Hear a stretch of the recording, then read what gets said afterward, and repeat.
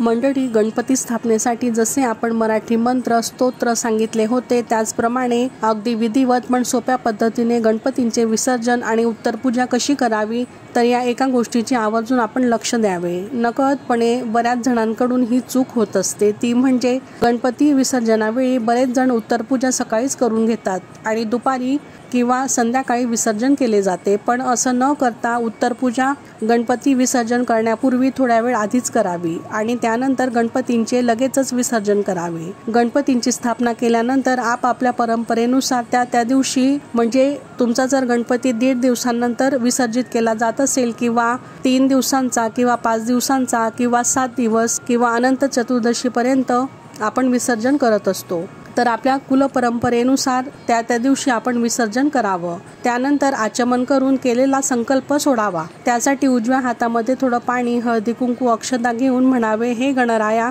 मोठ्या थाटामाटात तुमची स्थापना आम्ही केली होती आणि आज म्हणजे ज्या दिवशी आपण विसर्जन करणार आहात त्या दिवशी तुमचे विधिवत विसर्जन करत आहोत।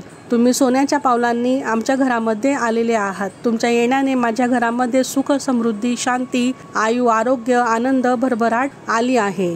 ती अशीच कायम राहू द्या। आणि त्यानंतर मूर्तीवर फुलांच्या साह्याने पाणी शिंपडावं म्हणजे स्नान घालावं। त्यानंतर श्री गणेशांना हळदी कुंकू अर्पण करून म्हणावे, श्री महागणपते नमः, हरिद्रा कुंकुम समर्पयामी आणि गणपती मंत्र म्हणून त्या मूर्तीतील प्राण आपण काढून घ्यावेत। श्रियांतु देवगणा सर्वे पूजा मादाय पार्थिवीम इष्टकाम समृद्ध यथार्थ पुनरागमन नायच।